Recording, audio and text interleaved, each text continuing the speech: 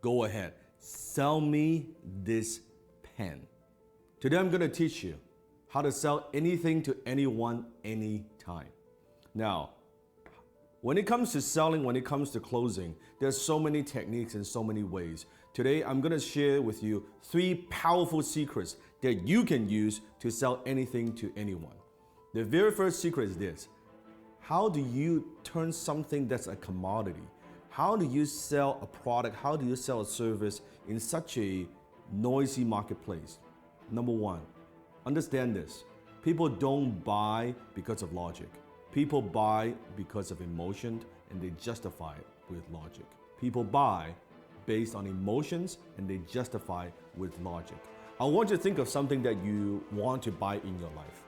It could be a car, it could be a house, it could be anything. Just I want you to picture that. Once you have that in your mind, I want you to ask yourself this question. Why do you want to buy it?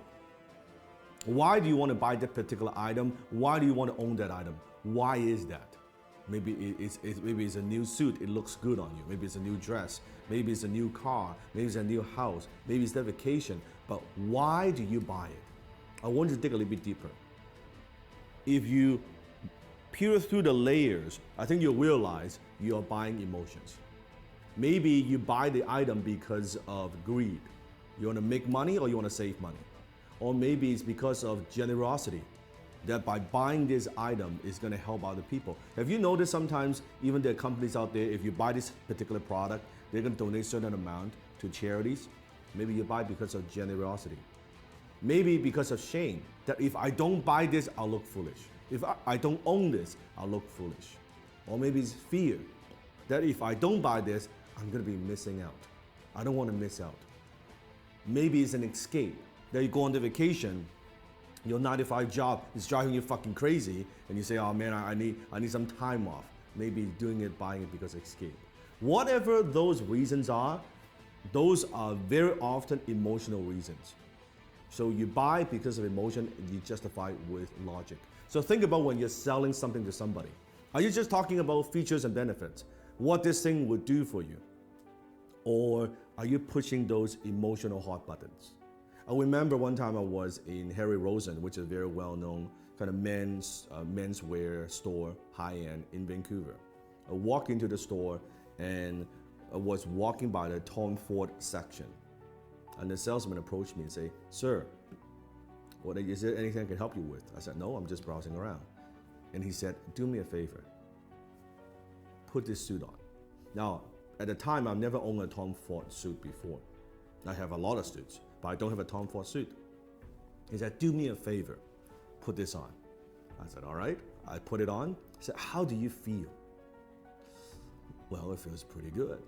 I said, okay, also try this on. Put on this tuxedo. I said, okay, that's pretty good. He said, oh, it looks great. He said, sir, are you a fan of James Bond? I said, who isn't a fan of James Bond? Like, duh. He said, you see this suit right here, this tuxedo, is the exact suit, exact same design as James Bond wears in Casino Royale. You know the scene when he was gambling? I said, fuck, it looks good, right? And before you know it, I bought the damn fucking tuxedo, right? And it's a lot of money, costs a lot of money. And if you think about that, what am I buying? I'm buying emotions. What I'm buying is this. I'm buying when I wear this tuxedo, I feel good. As a James Bond fan, I feel like James Bond. Even logically, I know this, of course, it's not James Bond. I'm not James Bond. But emotionally, it takes me there. This is cool that I own, I wear the same tuxedo, the same fit, right? The same everything. And then he upsold me on the damn, like the shirt and the cufflink, the whole 9 yards, right? That's what I'm talking about. People buy because of emotions and they justify with logic. You have to understand that. Don't push your products, don't just push your services, don't push the features and benefits. Think about what are those emotional hot buttons that you're pushing. Number 2, people don't buy their way into something, they buy their way out of something. It means people very often, they're buying something because they have a problem they want solved. They want to buy their way out of that problem. People don't buy the drill, they want to hold on the wall. So what is it that you are helping them solve? What problem? What is it? What is that thing?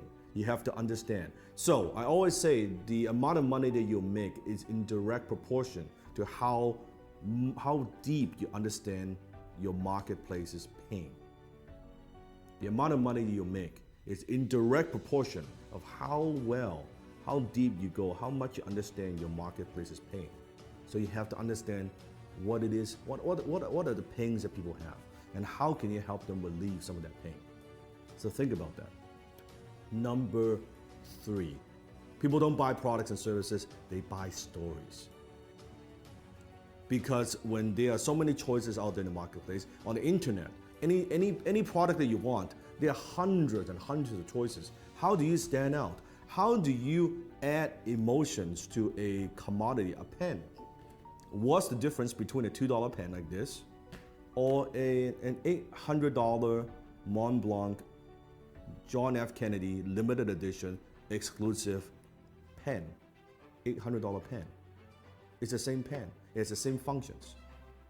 Story.